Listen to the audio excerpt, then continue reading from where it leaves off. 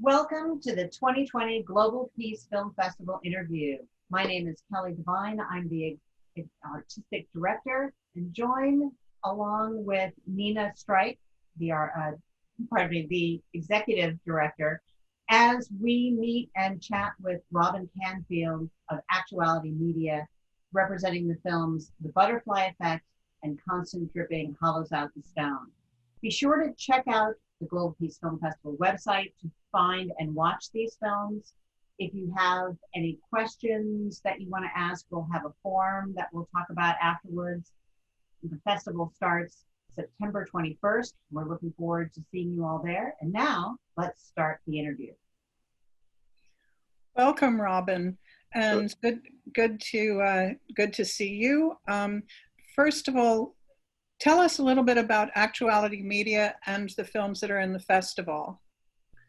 Well, Actuality Media has been running for about 10 or 11 years now. We've been running study abroad programs to take students and emerging filmmakers to all kinds of places around the world, wherever there's nonprofits, NGOs. We stick to the term change makers working to solve social or environmental problems in their area. And we really strive to highlight organizations already putting into work a good idea or a possible solution, not just here is a problem, let's talk about that, but people really working to solve these issues. And every year we choose different locations to travel to. Sometimes it's a place we've been to a few years back, but it's a rotating list of locations each year. Last year we had our first trips to Belize and to Vietnam, and that's what brought our student crews to make the films The Butterfly Effect and Constant Dripping Hollows Out the Stone. Constant Dripping is about locals, well, a mix of foreigners and locals working on recycling initiatives. Repurposing initiatives is really more what it is, to collect trash and recycling goods and make new things out of them. That's something that we've been following all over the world for a long time, really. It's actually, I believe her name was Albina Ruiz, who was featured on New Heroes before Actuality Media ever started. That was one of the inspirational videos that gave us the impetus to get things rolling.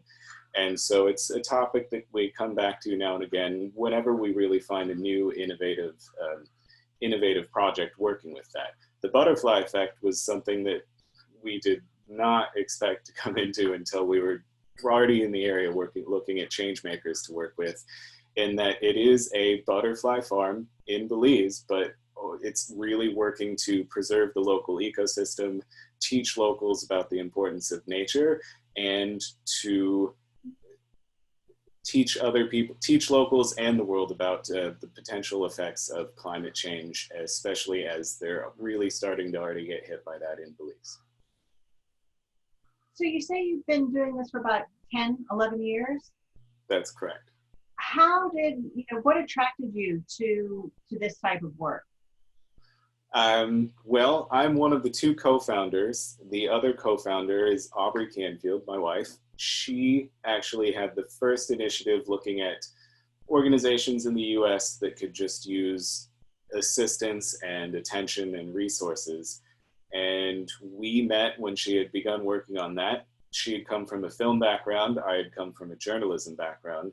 So we started just, talking about different possible ideas of how to make this work, how to make it sustainable. We discussed it with some schools and different groups and had a bit of a difficult time at first finding people that wanted to go around the United States, but started talking about, well, we've seen these videos like the one from New Heroes of these people in different parts of the world who also have great ideas. We know that there's change makers everywhere. What if we go abroad and make films with organizations? And people just started signing up from there. So yeah, every year since then, it's several different videos, sometimes up to a dozen, depending on how many different programs we run.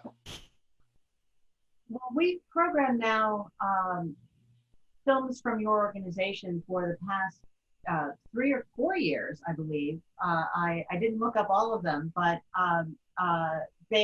over the years, they've always been such delightful films in that they they really capture, you were talking about capturing solving issues, but they also just capture the joy of ingenuity of people, rising to the challenge of things rather than feeling fatalistic towards any issue that's in their environment.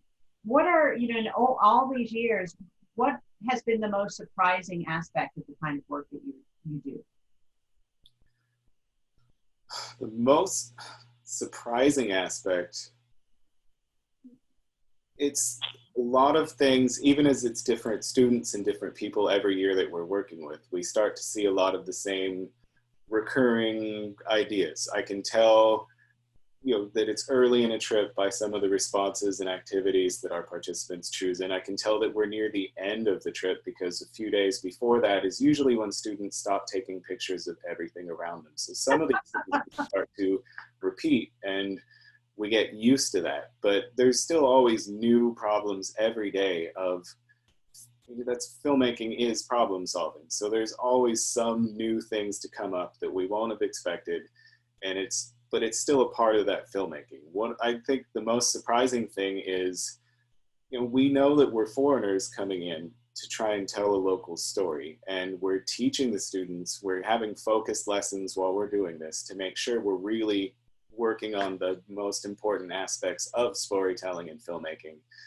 But sometimes it's just even comes off better than we can believe. One of my favorite things that we've ever received an honor for any of our films is actually getting the Slum Film Festival's award for for telling the local voice, that we so well captured what it was like for them that they gave that film an award. And being able to just know that locals felt we were really truly telling their story as they would was a great surprise. Oh, that's a wonderful story, and it really speaks to the ethics that you bring to the project, and they're very visible in the end result of the film. Which, and speaking of ethics, the major ethic of our mission is to provide people with models, with inspiration. We try to curate stories that will inspire people to take some action in their personal lives or take some model back to their communities to make the world a better place. And that's why your films really fit in very well. So could you talk a little bit more about, capturing those solutions rather than just capturing the problems? Sure, it's everywhere is kind of different for how we might find those groups and those solutions, just because if we've been somewhere, we already have connections. Organizations we've worked with in the past are always happy to suggest, oh, we'll try this organization or try that organization. So there's different news outlets, different things where we'll reach out and find the organizations that are just potential organizations we might work with. But it always involves a long conversation with the organization because, yes, we're going to teach the students ethics as pertains to documentary filmmaking while they're on the ground, but we want the organization to know what they're signing up for before we reach that point too, for the time commitment. And well, we tell them all, it's just their time and one person at least to be a regular representative from the organization to work with the student crew so that they can really get at the stories. But to get to the storytelling with the students is I'm trying to think of the best way to put that I can tell looking at a lot of things that some of them will be really visibly easy to get across, but it's not always just what we can see, so I know the students can capture it. Some of it is talking with the organizations in earnest to know how they're measuring what their success is. Because if I can't get from them what a metric is for their success, it's going to be difficult for students to be able to put that into film, what success is too. So it really is a conversation with every organization, what their goal is, how they're achieving that, and how they're measuring that to know that they are really implementing their idea towards solving whatever that solution is, be it environmental, social, whatever they're working on. So what's next for Actuality Media, and how can audiences support not only Actuality Media's work, but also the work of the organizations and the films that are in this year's festival? Well, unfortunately, with travel on hold for most of the world, there's not a whole lot to do directly right now. And even Actuality Media has mostly taken a break for 2020 as all of our programs are on hold. At our office, what we've been working on in the downtime is actually expanding our programs, expanding Actuality Media to become Actuality Abroad. We will still have all of our documentary outreaches, our faculty-led field studies we do with universities, but we know a lot of great changemaker organizations around the world, and everyone is having a harder time right now, them included. So being able to bring them more resources, more than the attention and things that the films can bring, would be a great thing to work on right now. And we know that they have a lot to teach everyone, including students of the type that we've worked with on films and things in the US and other countries. So we're looking to build programs to actually bring people to these organizations so that they can go and learn from them about, again, myriad different topics of whatever these organizations are working with. So that's one of the things that we're working on. Just as soon as travel resumes again, we'll probably start making announcements of we're looking at this country or that country to take people out. But another thing is we've always encouraged everyone just to realize there's change makers in everyone's community. For several years now, we've actually run our own micro documentary competition for a scholarship for an outreach to encourage people, though, to make a few-minute film about a change maker in their own community. We're always finding new ways to at least try getting people to find those local change makers, support those change makers, or even to be a change maker themselves. Is that particular program just open to Orlando residents or Central Florida? It's been worldwide. Our first year was actually a Danish student studying in Belgium. Then one from Washington, one from New York. It's wherever people are, wherever they can travel from to join us, and as long as they are legally able to enter the country that they want to go to with us. Fantastic. And they're over 18. The standard things apply. Well, fantastic, Robin. This has been a lovely conversation. I really learned a lot about an organization that I've worked with in terms of curating your films all this time. So it was really very enlightening for me, and I hope it's going to be eye-opening for everyone who listens in. And thank you again for all your work.